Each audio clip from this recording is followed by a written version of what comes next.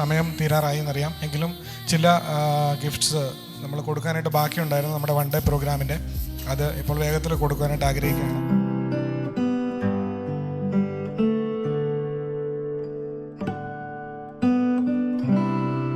നമ്മളുടെ ഒരു special ഗിഫ്റ്റാണ്. Special gift എന്ന് പറഞ്ഞാൽ നമ്മുടെ ലേലം നമ്മളുടെ വൺ ഡേ പ്രോഗ്രാമിൽ നടന്ന എല്ലാവർക്കും അറിയാമല്ലോ.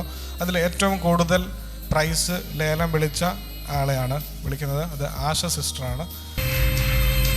നമുക്ക് ഏവർക്കും അറിയാവുന്നതുപോലെ നമ്മുടെ ഒരു ബൈബിൾ ക്വിസ് നടക്കുവാനായിട്ട് ഇടയായിത്തീർന്നു.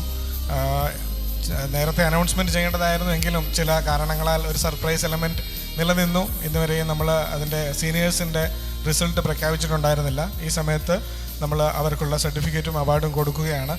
ഇപ്പോഴാണ് റിവീൽ ചെയ്യുന്നത് first prize and second prize.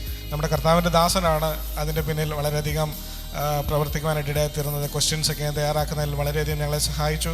നിങ്ങളുടെ ഓരോരുത്തരെയും എഫേർട്ട് അതിലുണ്ടായിരുന്നു. ഞങ്ങളത് ക്വസ്റ്റ്യൻസൊക്കെയും ചെക്ക് ചെയ്ത സമയത്ത് നിങ്ങളൊക്കെയും നല്ല രീതിയിൽ തന്നെ ചെയ്തിട്ടുണ്ട്.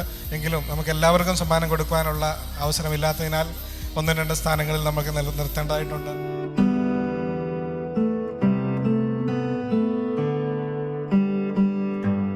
അടുത്തത് ഒരു സ്പെഷ്യൽ കൺസിഡറേഷൻ അപ്രീസിയേഷനാണ്.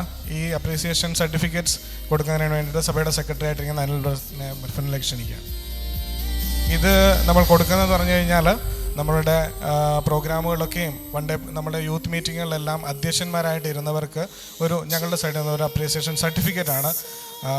നിങ്ങൾ ചെയ്ത നിങ്ങളുടെ എഫേർട്ട് ഞങ്ങൾക്ക് വളരെ നന്നായിട്ട് അറിയാം. കാരണം ഒരു 1 hour പ്രോഗ്രാം ചാർട്ട് ചെയ്ത് അതിൻ്റെ കംപ്ലീറ്റ് ചെയ്യണമെന്നുണ്ടെങ്കിൽ വളരെയധികം എഫേർട്ട് നിങ്ങളൊക്കെ എടുത്തിട്ടുണ്ട്. ഞങ്ങളുടെ സൈഡിൽ നിന്നുള്ള ഒരു ചെറിയ അപ്രീസിയേഷൻ, അതിന് വേണ്ടിയിട്ട് ഞാൻ ഓരോരുത്തരുടെ പേര് വിളിക്കുകയാണ്.